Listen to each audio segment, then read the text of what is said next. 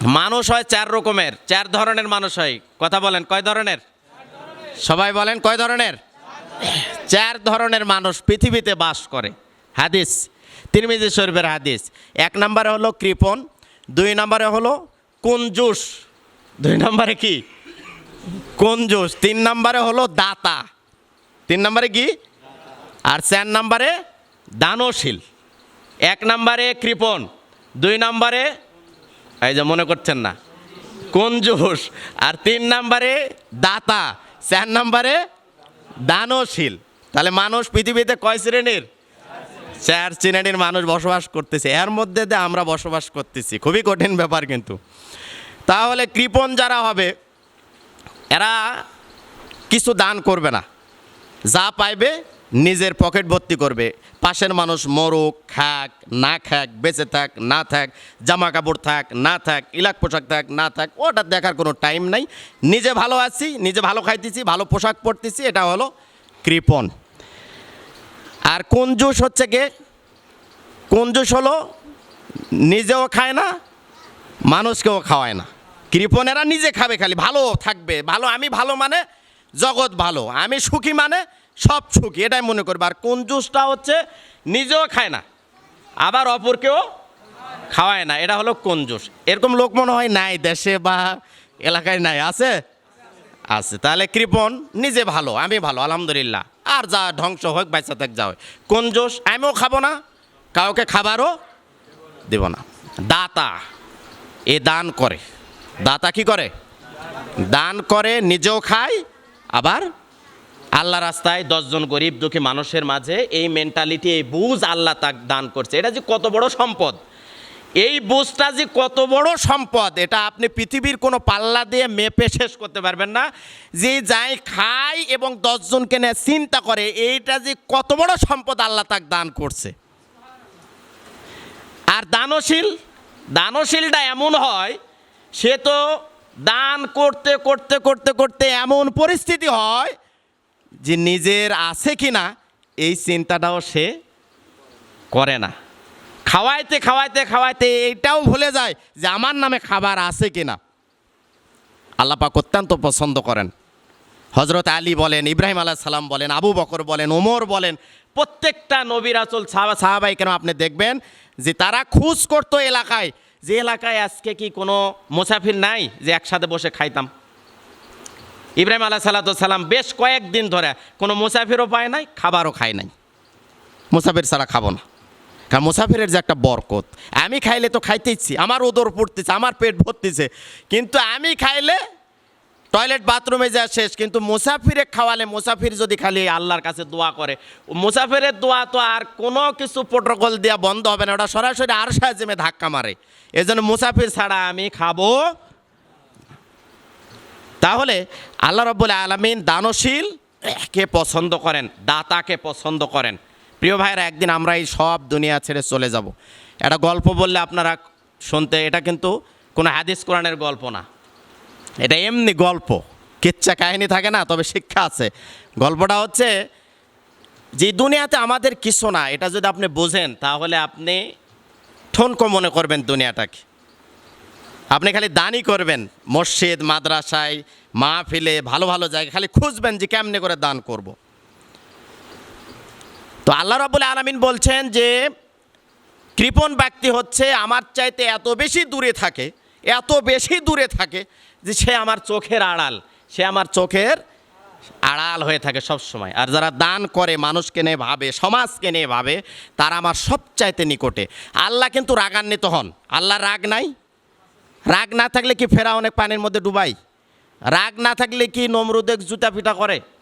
রাগ না থাকলে কি পাহাড়ের চাপা দিয়া ইহুদি খ্রিস্টান বৌদ্ধ নাসারাদেরকে শায়েস্তা করে?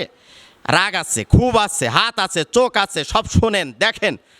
আল্লাহ রাব্বুল আলামিন বলছেন যে আমি কিছু বান্দাকে, আমার যখন রাগ হয়, ওই বান্দা যদি দান আর সদকা করে, তাহলে ওই বান্দার প্রতি আমার রাগ, ক্ষোভ, কষ্ট সব, পানি যেমন আগুনে দিলে আগুন নিভে যায়, তেমনি করে কোনো বান্দা যদি উপরে আমি রাগান্বিত হই, সে যদি দান সদকা করে, তার উপরে আমার রাগ নিভে যায়। আমি ঠান্ডা হয়ে যাই তারও। তাহলে আল্লাহ রাগ নিবারণ করার জন্য সবচেয়ে বড় মাধ্যম হচ্ছে দান সদকা করা। কি করা? দান সদকা করা। 200 বছর 300 বছর পরে, এটা একটা গল্প শোনাচ্ছি, 300 বছর পরে কবর থেকে আল্লাহর কাছে ফরিয়াদ করছে, আল্লাহ আমাদেরকে একটাবার একটু দুনিয়া পাঠান তো। তো গরিব মানুষ পৃথিবীতে থাকতে সব আল্লাহ রাস্তায় দান করছে, আর ওই দানের টাকাটা মসজিদ নির্মাণ হয়েছে। কি হয়েছে? দানের টাকাটা মসজিদ নির্মাণ করছে। জীবনে যা কামাই করছে ও মসজিদে দান করছে, জমি দাতা, টাকা পয়সা। এই লোকটাও আল্লাহর কাছে বলতেছে 300 বছর পরে যে আল্লাহ আমাকে একটাবার একটু দুনিয়াটা দিয়ে যাব। কখন কে করবে ওইটা জানি না, আমি জমিটা দিয়ে যাব। এই জমি ওই মুরব্বি যাওয়ার সময় লেখা দিয়ে গেছে। আশা দেখে এতদিন পরে ওই জায়গাটাতে এত টাইলস যুক্ত এবং এত বড় বিল্ডিং হয়েছে, বিশাল মসজিদ হয়েছে, অনেক লোকজন সেখানে নামাজ কালাম আদায় করতেছে। কিন্তু ওই মুরব্বির নামটা খোদাই করে সুন্দর করে একটা টাইলসে এখনও লেখা আছে। আপনাদের কারো নাম কি আপনাদের বাড়িতে লেখা থাকবে নাকি দাতা হিসাবে? কিন্তু মসজিদ মাদ্রাসায় দান করলে কি ওটা লেখা থাকে না? ওটা 50,000 বছর পরে যদি আল্লাহ বলে যে তুমি একদিনের জন্য একটু ঘুরে আসো, আসা দেখবেন আপনার নাম মসজিদে লেখা আছে। কিন্তু আপনি যে ছেলে মেয়ে আত্মীয় স্বজন বাড়ি গাড়ি টাকা পয়সা সব করে গেছেন, আসা দেখবেন যে আপনার ওই বাড়িতে কোনো স্থান নাই। প্রক্ষান্তরে বাঁশের মেয়ার, পিটন, চর থাপ্পড়, গলা ধাক্কা ছাড়া ওই বাড়িতে আপনি সম্মান না বিদায় নিতে পারবেন। মুরব্বী আসার পরে তাকে সবাই সম্মান, খাওয়া দাওয়া, ইলাক পোশাক থেকে মনে করেন যে আরে মুরব্বী আসছে এখানকার দাতা, আপনার নাম কি? তো অমুক নাম, এই যে মসজিদ নির্মাণ করছে আমার জমির উপরে এই মসজিদ। সবাই শ্রদ্ধা করবে না? সম্মান করবে না? 300 বছর না 3000 বছর পরেও যদি আসেন, তাও আপনার মসজিদের যে দানটা আছে এটা পানিতে ডুববে না, নষ্ট হবে না, ফুরাবে না। কিন্তু যেই বাড়ি গাড়ি আপনি করলেন ওখানে ঢোকার সুযোগ 300 বছর পরে আপনার দুনিয়াতেই নাই। দুনিয়াতে বেঁচে থাকা অবস্থায় শত শত আপনি পেপার পত্রিকায়, ইন্টারনেটে, সোশ্যাল মিডিয়ায়, ইউটিউবে, ফেসবুকে দেখবেন যে বাপ আর মায়ের হাত পা বেঁধে ভয়ঙ্কর জঙ্গলে যে ফেলা দিয়ে আসছে, না হলে বৃদ্ধাশ্রমে রেখে আসছে। কারণ বাপ বেঁচে থাকলে জমি লেখে দিচ্ছে না, এই জন্য তাকে কি কোথায় রেখে আসছে? বৃদ্ধাশ্রমে রেখে আসছে। এই জন্যে আমরা অনেক সময় ভুলে যাই যে মসজিদ মাদ্রাসাতে আমরা কিছু করে যাই। এটাই হলো আল্লাহর সাথে বিজনেস। কার সাথে বিজনেস? আল্লাহর সাথে বিজনেস।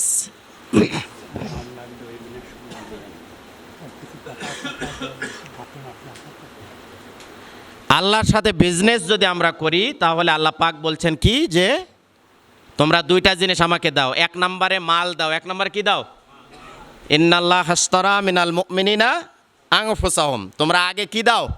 মাল দাও। মাল যে এত কঠিন বুঝলেন, পকেট থেকে বের হতেই চায় না, বের হতেই চায় না। খুব কষ্ট করে সাপ ধরার মতো করে খুঁজে খুঁজে, সবচাইতে খুচরা টাকা, দুর্গন্ধ, চাপা দেওয়া, তালি দেওয়া।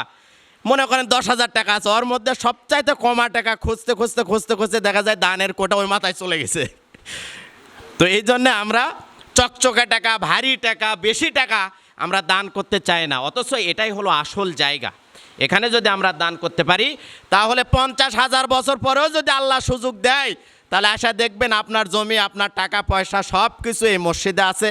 আপনি দুনিয়াতেও সম্মানিত হবেন, পরকালেও কি হবেন? সম্মানিত হবেন। ওই যে বাগান মায়ের গেল, মনে আছে কোরআন হাদিসের কথা? এরকম যদি দানের কথা বলা হয়, যাদের অন্তর নরম তারা অল্পতেই বুঝবে যে না হুজুর ঠিকই বলছে। আর কিছু মানুষ আছে মনে মনে ভাববে যে না হুজুর এই ওয়াজে আমার মন গলবে না, ঠিক আছে, আমি এত বোকা না যে আপনার কথা শুনে টাকা ছেড়ে দেব। তো আল্লাহ আমাদের সবাইকে হেদায়েত দান করুন।